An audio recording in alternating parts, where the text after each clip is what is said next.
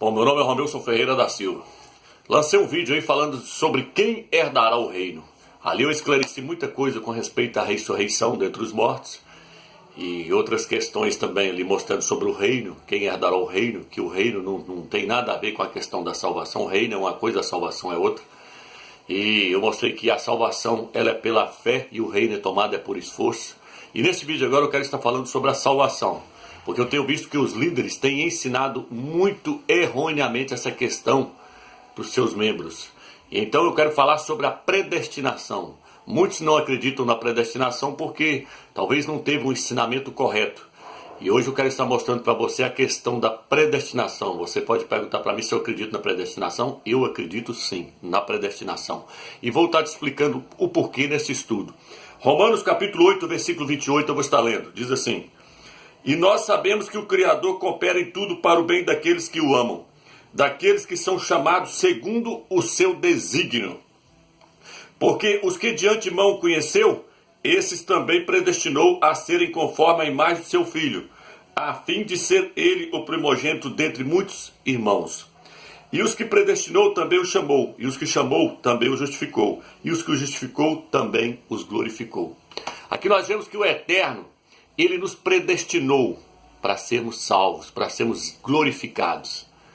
Então a Escritura diz que existe sim um grupo de pessoas que foram predestinadas para serem salvas, para serem glorificadas. E aí o texto diz que ele nos predestinou para sermos conforme a imagem do seu Filho. O Eterno tem duas eras para nos transformar na imagem do seu Filho. Essa agora e a próxima era. Eu vou estar te mostrando isso dentro desse estudo. A meta do Eterno é nos transformar na imagem do seu Filho. Se ele não conseguir fazer isso nessa era agora, na próxima era ele vai fazer conosco na marra. Eu vou te mostrar essa questão, mas vamos lá na questão da salvação. Então, primeiro, o Eterno nos predestinou antes da fundação do mundo. E aí, quando nós nascemos agora na terra, o que ele fez? Ele nos chamou. E aos que chamou, ele justificou. E aos que justificou, ele glorificou. Então, primeiro, ele predestina antes da fundação do mundo quem é que vai ser salvo. E depois, ele chama aquela pessoa. E depois, ele justifica aquela pessoa no seu Filho. E agora só falta ele glorificar. E então, ele glorificará os seus eleitos. Eles serão glorificados. Só falta esse passo acontecer agora na nossa vida, para nós que já fomos salvos. Então veja bem, aqui está nos mostrando que existe sim a questão da predestinação. Muitos acham que não. Acham que o Evangelho é para todas as pessoas. Não, meu amigo. O Evangelho ele veio para os eleitos, para aqueles que serão salvos, para aqueles que são escolhidos antes da fundação do mundo.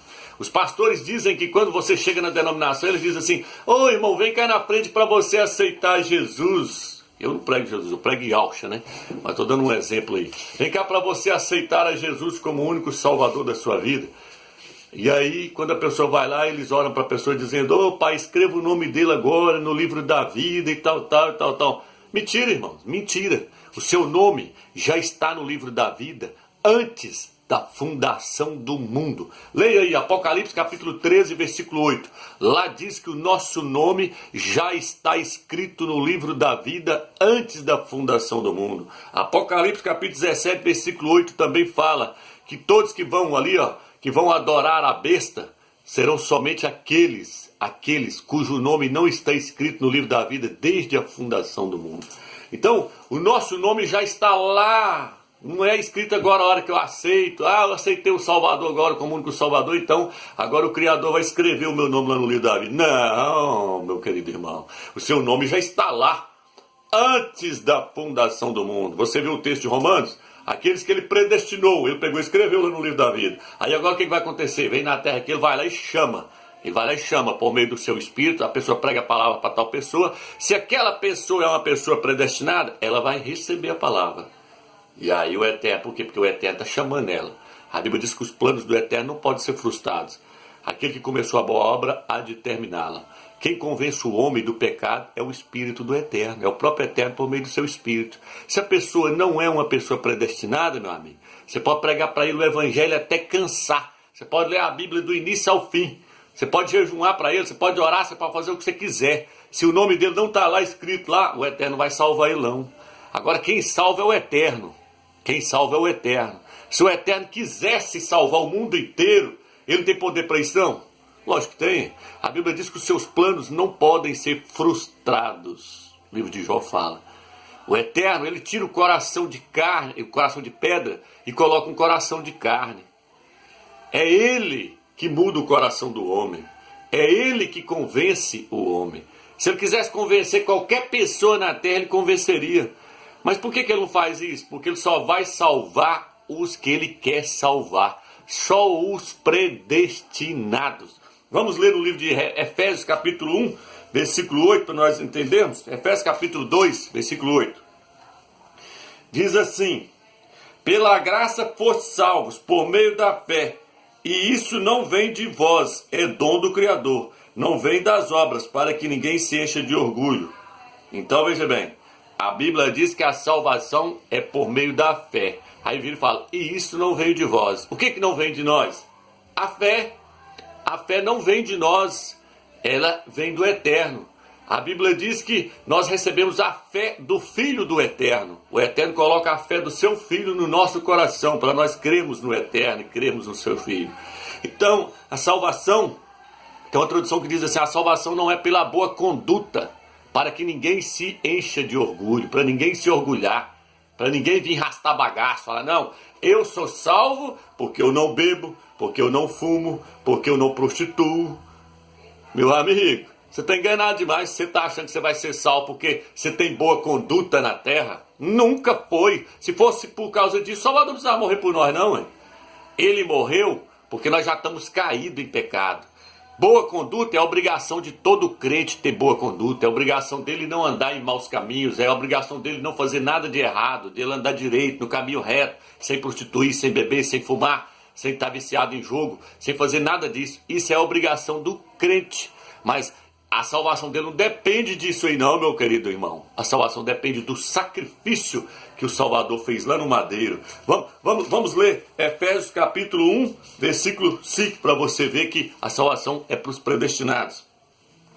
E ele nos predestinou para sermos seus filhos, por meio de Yahshua Mashiach.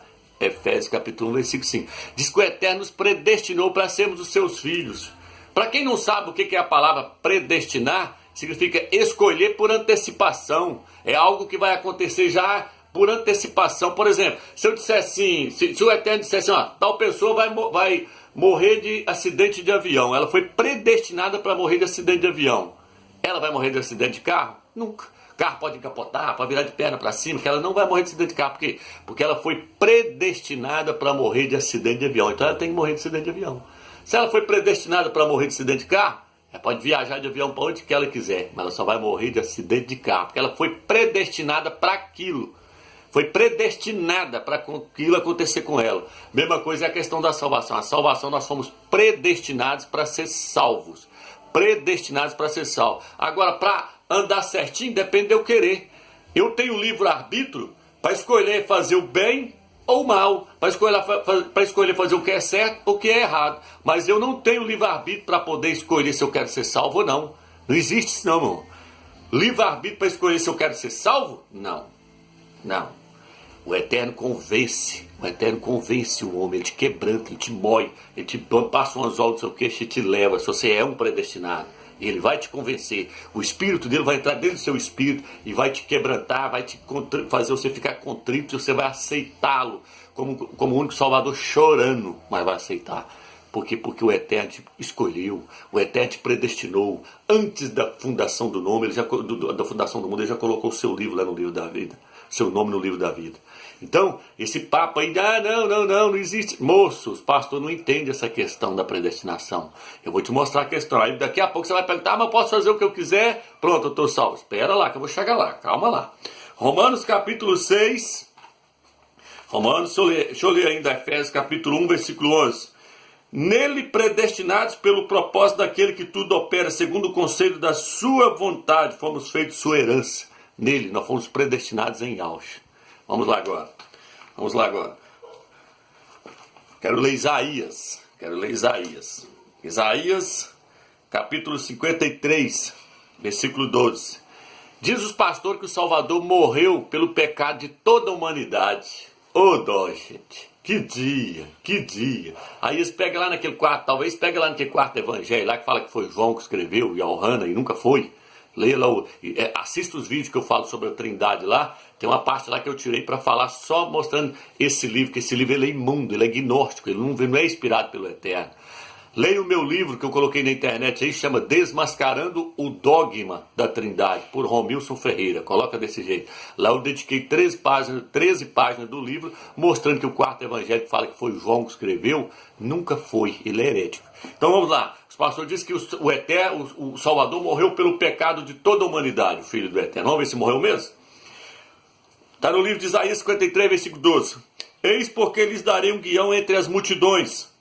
Com os fortes repartirá os despojos, visto que entregou a si mesmo à morte, e foi contado entre os criminosos. Está falando de Yahshua, o Mashiach. Mas na verdade levou sobre si o pecado de muitos. Mas na verdade levou sobre si o pecado de todos? Ele levou sobre si o pecado de toda a humanidade? Ou o pecado de muitos?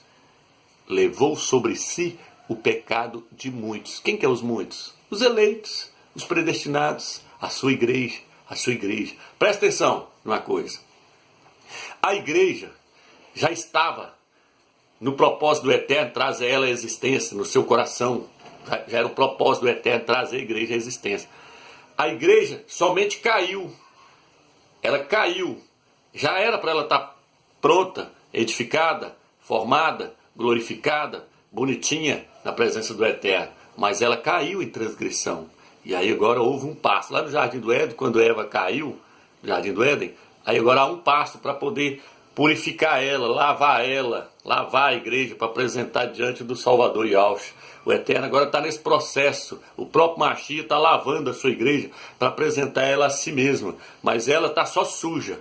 Eu vou te dar um exemplo aqui, você vai entender. Ovelha nunca vai ser bode.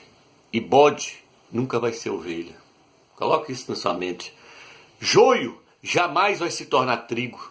E trigo nunca vai virar joio. A ovelha, ela pode andar, sujar no lamaçal, toda suja, cheia de barro, mas ela continua sendo ovelha. O dia que o Salvador pegar ela, for lá e buscar, que o Salvador veio salvar quem? Ele veio salvar a ovelha que estava perdida. Ele veio nos salvar, nós estávamos perdidos no mundo. Mas ele não veio salvar bode. Bode, cabrito, nunca vai virar ovelha. E ovelha nunca vai virar cabrito. Nunca vai virar bode, entendeu? Joio nunca vai virar trigo, e trigo nunca vai virar joio. O joio, a Bíblia diz que são os filhos do maligno, que o maligno semeou. Assista o vídeo lá onde eu falo que Eva teve relação com a serpente, você vai entender que Caim nunca foi filho de Adão. Assista os vídeos lá que você vai ver que tem os filhos do diabo na terra e tem os filhos do Criador na terra. Você acha que esse povo aí do Alcorão, do islamismo, está decapitando a cabeça dos outros, esses caras dentro do presídio cortando a cabeça dos outros, você acha que aquilo ali é pessoas que foram predestinadas para... Moço, aquilo é joio, que nunca vai ser trigo, que ele é bode, que ele é cabrito. Tem cara que ele já nasce, ele é do diabo, ele é o joio. O Salvador diz que o reino dos céus é semelhante a um homem que semeou a boa semente no seu campo, que são os filhos do reino, e o campo é o mundo. E veio o maligno e semeou a sua semente, o joio, no meio, que são os filhos do maligno, os filhos do diabo. Então existem os filhos do diabo na terra e os filhos do Criador.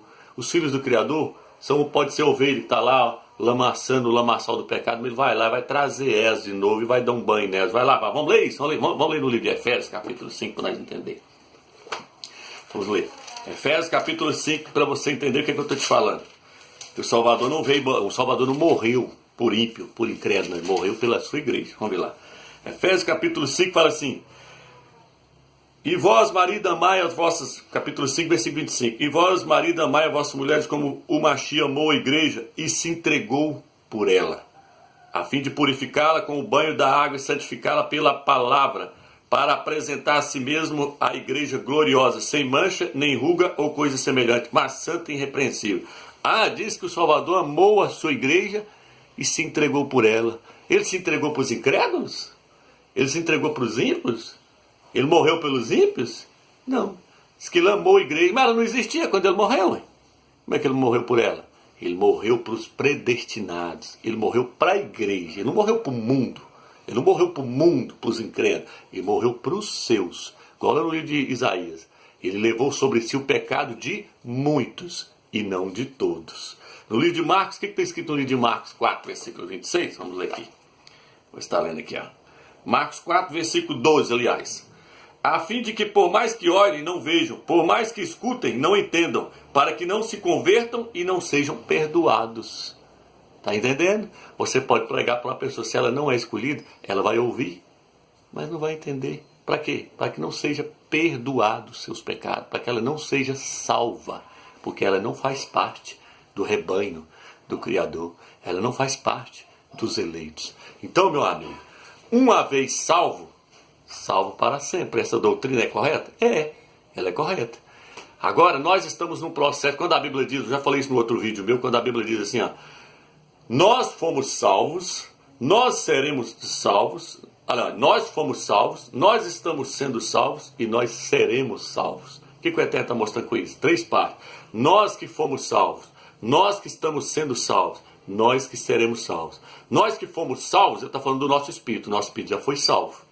O Salvador morreu por nós, o nosso espírito já está salvo. E aquele que começou a boa obra, a Bíblia diz que é de terminar. Ele começou pelo espírito, vai chegar no corpo. A salvação vai terminar no corpo. Então nós que fomos salvos no espírito, nós que estamos sendo salvos na alma, e nós que seremos salvos no corpo. A nossa alma está no processo de salvação. A nossa alma está, por isso que ele falou aqui, que ele morreu para poder lavar a igreja, morreu pela igreja para poder lavá-la, purificá-la com a água, para apresentar ela a si mesmo. Uma igreja gloriosa, sem mancha, sem pecado. Aí você me diz assim, então, Romilson, uma vez que eu sou salvo, eu sou filho do Eterno, você é filho do Eterno. Aí eu vou te perguntar agora, você tem um filho aí, a suposição que você tem filho. Se o seu filho virar um bandido, virar uma prostituta, cair no mundo das drogas aí, ele vai deixar de ser seu filho porque ele está lá ou ele vai continuar sendo seu filho? Responda, do seu coração, responda. Ele vai deixar de ser seu filho porque ele está lá no mundo das drogas, está na bebedice, ou vai continuar sendo seu filho? Lógico que ele vai continuar sendo seu filho. Assim somos nós. O que o filho pródigo fez? Ele caiu na gandaia, foi para farra, depois acabou comendo até comida de porco, está lá no livro de Lucas, mas ele deixou de ser filho do Eterno? Não, ali está mostrando a parábola do próprio filho dele, que vai para o mundão e depois volta. O filho pródigo voltou, disse que o pai estava lá, de braços abertos, esperando ele, quando ele chegou. Entendeu? E aí disse que um outro lá achou até ruim, o outro irmão mais velho. Então veja bem, o que eu quero trazer para você é o seguinte, uma vez, meu amigo, que nós fomos predestinados para sermos filhos, nós seremos filhos eternamente. Nós não vamos deixar de ser filho, porque nós estamos bebendo, prostituindo, mas só que agora eu quero trazer para você a questão. Nós vamos pagar caro se nós não estiver fazendo a vontade do Eterno da maneira que é para ser feita. Por quê? Porque o Eterno tem nessa terra filhos obedientes e desobedientes. E se eu que me converti, andei muito tempo na presença do Eterno e desviei e agora voltei para o mundão, estou fazendo tudo errado, andei um tempo na presença dele, estou fazendo tudo errado. O que vai acontecer comigo? A Bíblia diz que você vai para as trevas exteriores para ser disciplinado. Para ser disciplinado. Você não vai herdar o reino. Existe a salvação e existe o reino. O reino é tomado por esforço. O reino é tomado por esforço. A salvação é pela fé, e não vem de nós, é um dom do Criador. Mas o reino é o que, Romero? O reino é que o Salvador vai reinar 1000 anos em El Shalom, e só vai entrar lá os filhos obedientes, os filhos que viveram na presença dele, os filhos que renunciaram à carne, que renunciaram aos desejos da alma. Pois a Bíblia diz que todo aquele que ama a sua vida da alma, perdê-la. E quem perder a vida da alma por amor de mim, achá-la. Ele está falando para os filhos dele, para os filhos do Eterno. Vocês devem renunciar à glória desse mundo. Vocês devem deixar de viver para vocês nesse mundo, para viver para mim. Se vocês fizerem isso, vocês vão herdar o reino. Vocês vão reinar 1000 anos comigo. Por isso o apóstolo Paulo, eu já falei isso no outro vídeo, ele fala no livro de Coríntios 9, versículo 14, se eu não me engano, ele fala, todos correm no estádio, versículo 24, todos correm no estádio, mas um só leva o prêmio, correi de tal maneira que o alcanceis. Então ele está falando do prêmio, aí ele fala que o prêmio é a coroa, é uma coroa. A coroa é para quê? Para reinar. Aí ele fala que se alguém, muitos vão correr, mas nem todos vão ganhar o prêmio. Ele não está falando de salvação, ele está falando do galardão extra que o Eterno vai dar para os filhos obedientes. Se nós formos obedientes, nós vamos ganhar a coroa da justiça para reinar. E se eu não alcançar essa coroa, se eu não ganhar a coroa, se eu viver relaxadamente, se eu viver só na carne, você vai para as trevas exteriores. A Bíblia diz, reconcilia com teu irmão enquanto estás com ele a caminho do juízo. para que o juiz não te entregue ao oficial, ao anjo, e o anjo te recolha na prisão. Em verdade eu vos digo, não sairás dali enquanto não pagares o último centavo. Vai ficar lá sendo disciplinado porque foi um cara mau, que não perdoava os outros irmãos. Mas ele vai ser salvo, Ramiz? Vai, porque ele é filho, ele não vai deixar de ser filho. Mas ele vai ser disciplinado nas trevas exteriores. Já falei isso no outro vídeo, já falei lá do dano da segunda morte, lá no Apocalipse 2, versículo 11, onde fala que o vencedor não sofrerá o dano da segunda morte. A segunda morte é o lago de fogo. Vai ser. Mas e aí, se o crente que sofreu o dano da segunda morte, o que vai acontecer com ele? Ele vai ser jogado lá nas trevas exteriores, vai ser jogado lá junto com os incrédulos. O que é o dano da segunda morte? A Bíblia fala que o dano da segunda morte é o lago de fogo.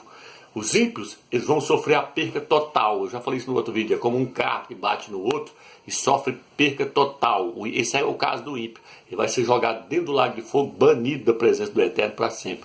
Mas o crente que viver relaxadamente, ele vai sofrer o dano da segunda morte.